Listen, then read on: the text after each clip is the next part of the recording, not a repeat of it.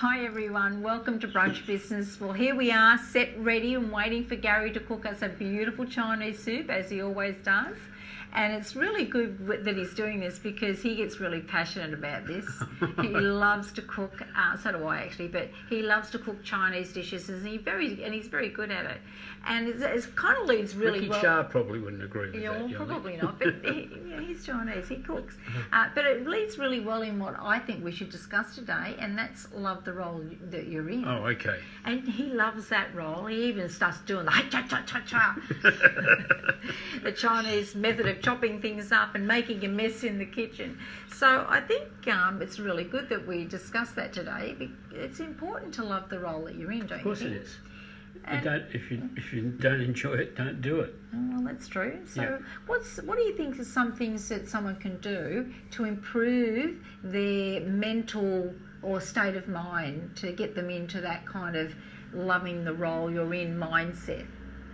Making sure that they do enjoy what they're doing in the first place and they've got a passion about that sort of thing. And we've just had a motorbike just rip past.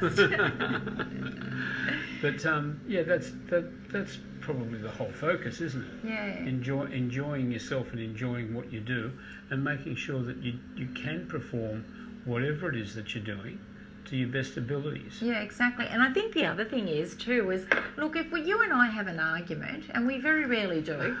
She makes us sound like we're bitching all the time at each other. We very rarely do, but when we leave the house and go to do a job, no one would know. So we basically, the thing I'm saying is, leave your troubles at the door as you leave the house. And so that when you get to work, just leave it there. You can continue on when you get back home or wherever it is that you've come from.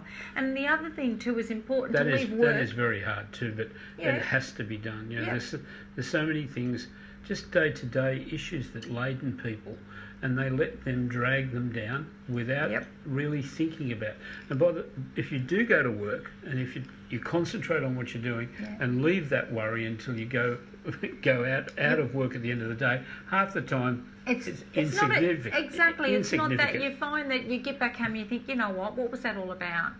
And the same thing with work. I mean, I know that when we come home, if we're doing different jobs by ourselves, and we'll ask each other, how was it? How did it go? As much as we can talk to each other about it, and we let ourselves do that. But once that's been said, that bit of the conversation, work's finished. It's over and done with. Well, most of the time, because we work on our business 7 days a week because we love it so much. But the important thing is to remember to cut yourself away from it, which we do. We do cut ourselves away from it so we can have that release. And guess what happens? I come up with more good ideas when that happens, doesn't it? Oh, yes, yeah. And I think the other thing too is the negativity in the workplace. Oh, look, that's an absolute killer as well. For enjoying your role, to have other people around you having that negative attitude, and you have to go past them as well.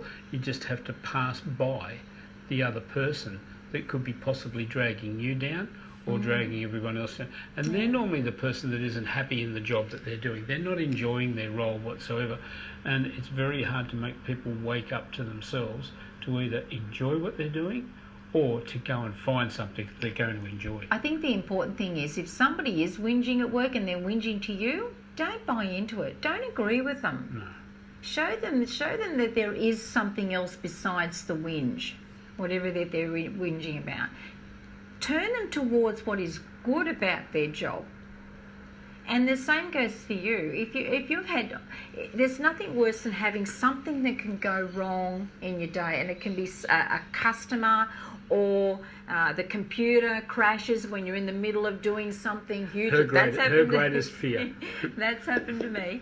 And boy, oh boy, can that put a spanner into your day. But if you can stop yourself from dwelling on that and sitting on it, like just cut yourself away from it and start finding some other things that you can do, and will realise what has been and great during the day. not all people have the opportunity to be able to leave their workstation or workplace and go and just take a 2-minute break somewhere, just to get that change of state happening in your mind. But if you do get bogged down by something, and even though you enjoy your job, you can have those issues come up.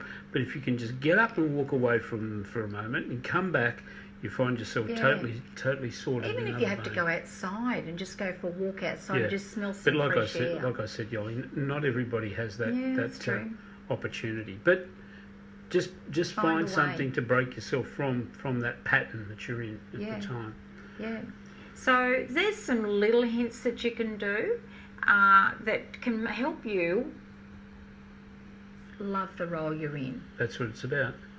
Change that mindset and turn it into something positive. Find ways to turn it into, and ask yourself those quality questions. It all comes down to quality questions, doesn't it? Yep, most definitely. Yeah.